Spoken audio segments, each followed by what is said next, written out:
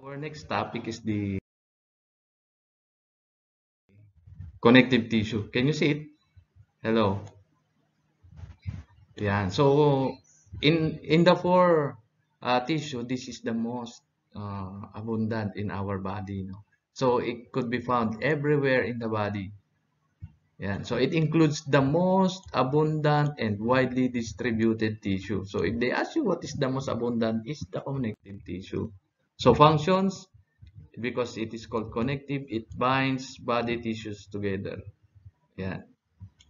Do you know that your heart is located at your center of your chest, isn't it?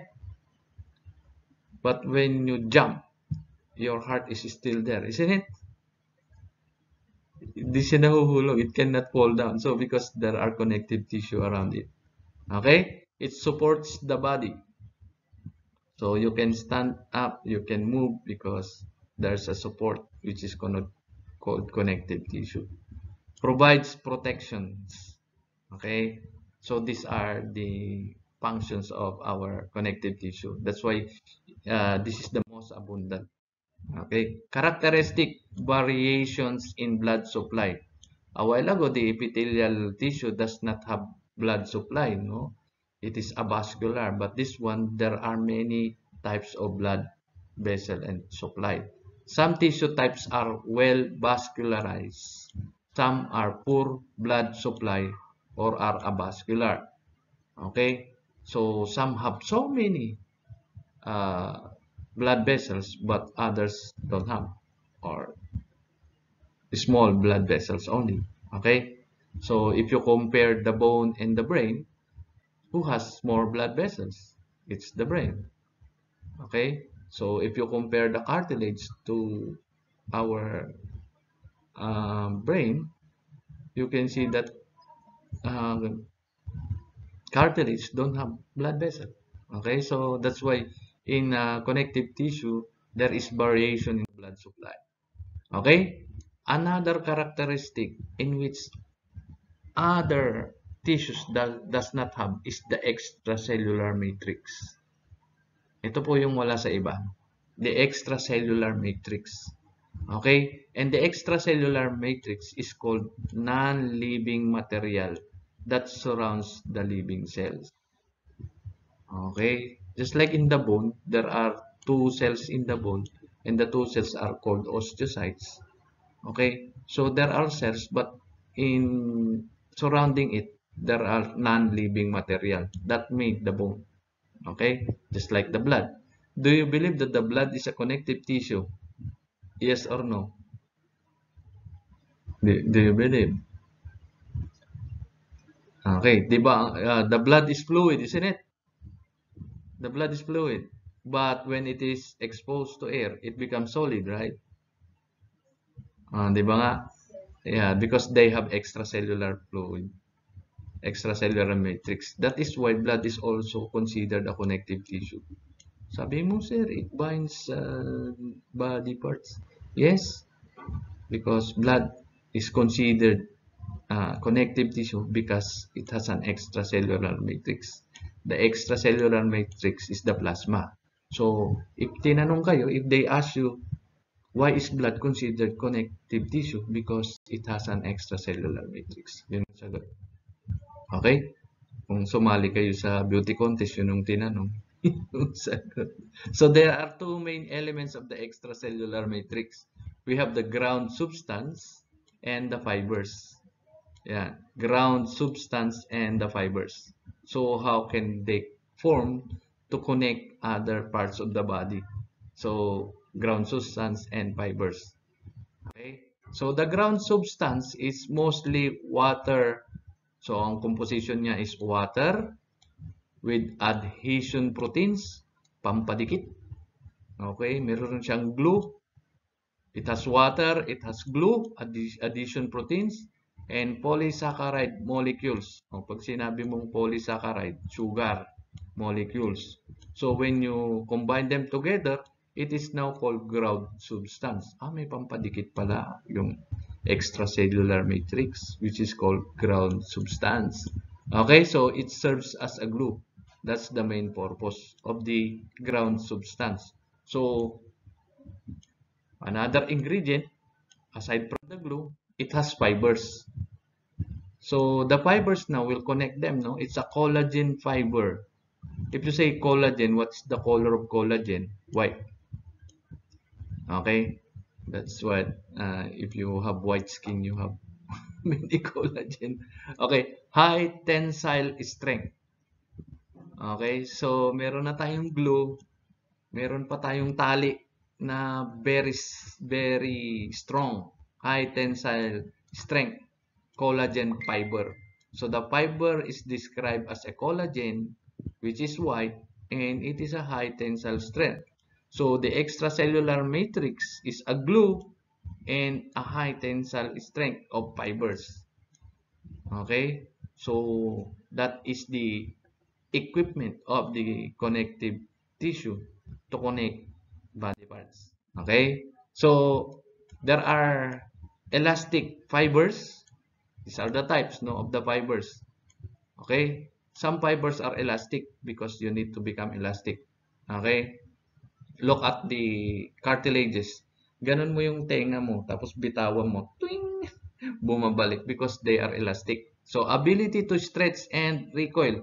If you look at the lungs, no, our lungs are made up of elastic fibers. When we inhale, it is stretched. And when we exhale, it's recoil. Okay, so that's the characteristic of the fiber, no? Reticular fibers. So reticular fibers, they have ability to absorb, no? Fine collagen fiber. This is the description of reticular. Fine collagen fiber. Remember what is the color of collagen? What is the color of collagen? Anybody? White. Okay. So if you talk about the reticular fibers, they are fine collagen fiber. Form the internal skeleton of soft organ. Okay, so yan.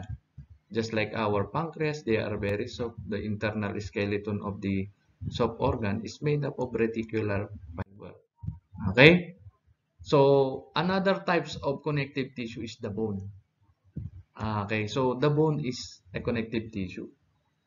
Okay? So, the tissue is called osseous. Kaya dyan kinuha yung osteoporosis, osseous tissue. Okay? So, composed of bone cells that is found in the lacunae, okay, or cavities inside the bone. It has hard matrix of calcium salts. So yung matrix niya is made up of calcium salts. This is the ground compounds that they use. Large numbers of collagen fibers. So the fiber of bone is collagen. What is the color of collagen again? Anyone? White. That is why the bone is color white, because the fiber is collagen. And calciums are also white, so the bone is white. And the description of the matrix is hard. Okay, nakuha natin. Bone osseous tissue composed of bone cells that is found in lacunae and hard matrix of calcium salts, large numbers of collagen fiber. Okay, so functions to protect and support the body. Of course, protect our organs, right? Support our body. Maraming function po ito, no? Cartilage. Next connective tissue is cartilage. Usually, if you eat Jollibee, you eat the legs and you eat the long bones. Di ba, kinakain nyo kuminsan yung nasa dulo, yung kulay puti, no? The color white. Okay, because they are less hard and more flexible than the bone.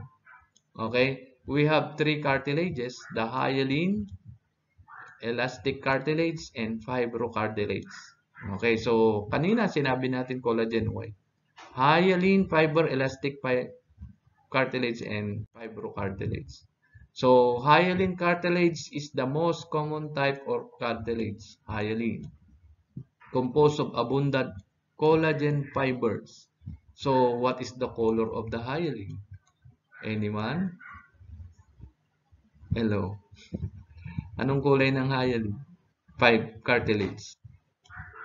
because it's made up of collagen fiber. White. Okay, yan, white.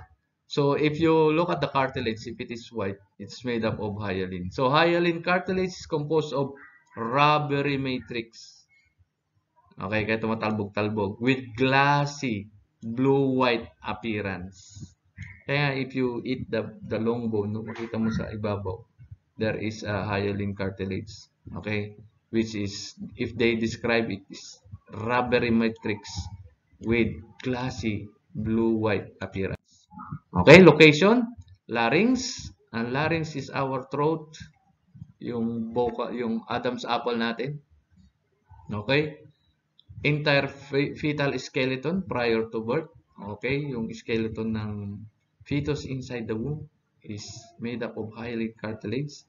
Functions as a more flexible skeletal element than bone.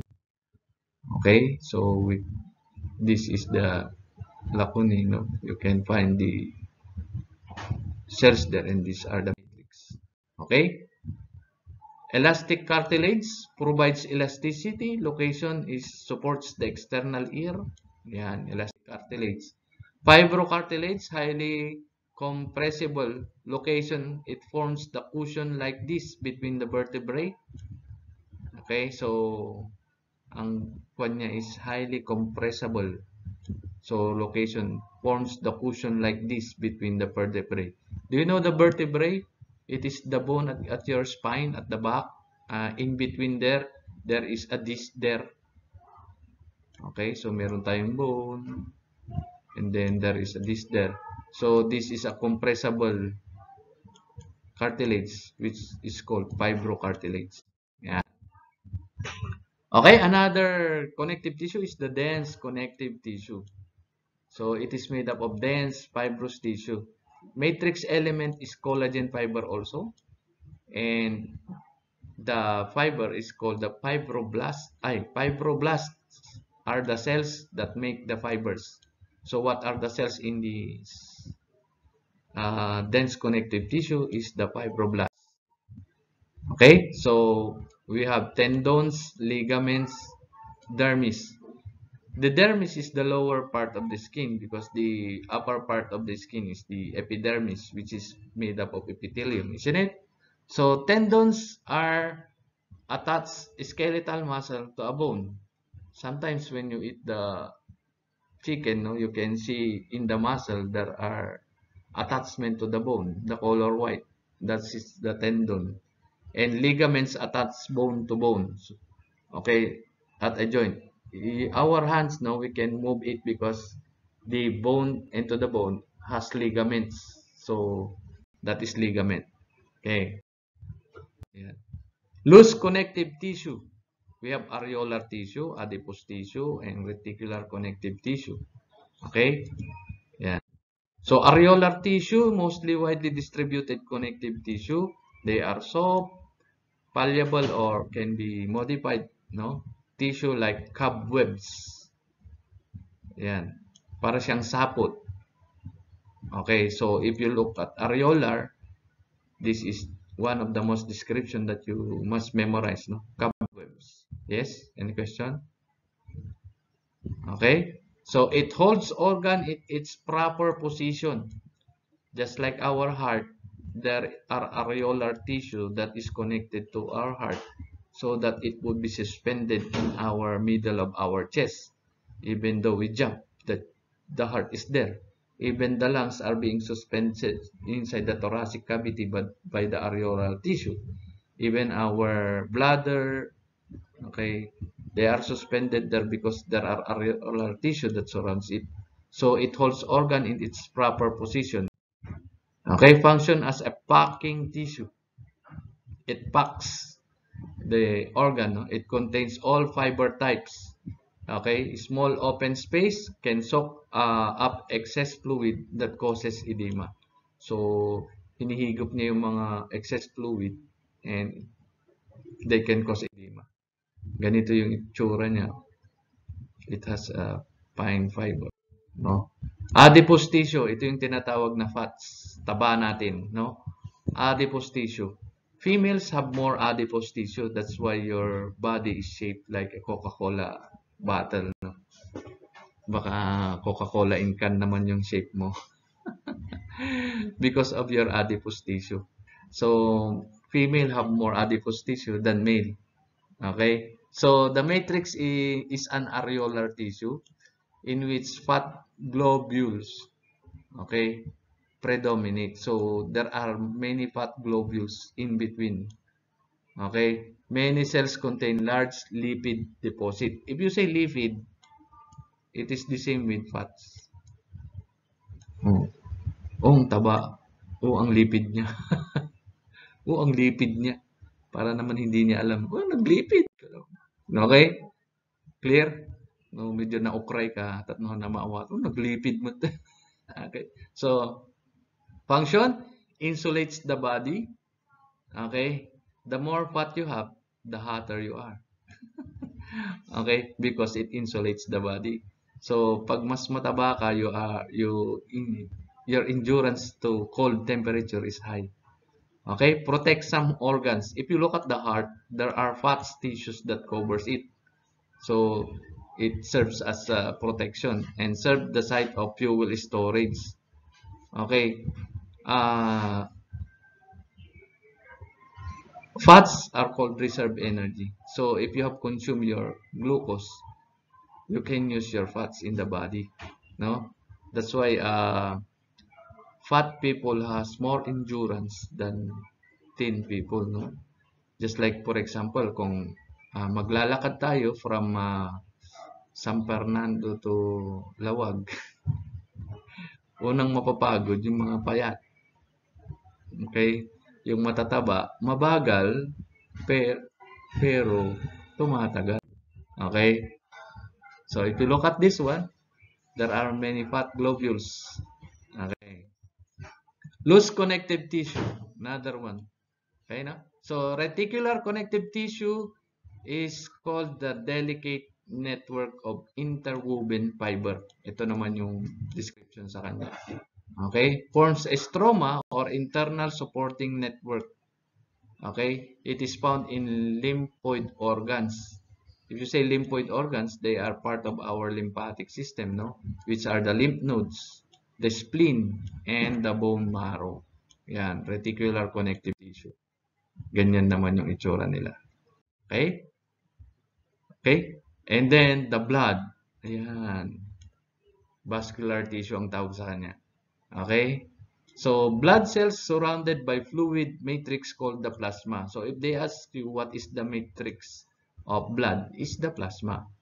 Because the plasma are not non-living materials. And we have the blood cells, which are the RBC, WBC, and platelets. So, fibers are visible during clotting. That's why if the blood clots, it solidifies. And you can see the fibers. Functions as transport vehicle materials, no? Yeah. So, considered connective tissue because it consists of blood cells surrounded by non-living fluid materials called the plasma. Okay? The fibers are soluble protein. Yan yung fiber niya.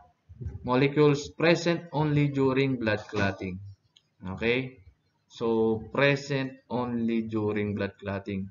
When can you see the fibers? When there is blood clot. Okay? Girls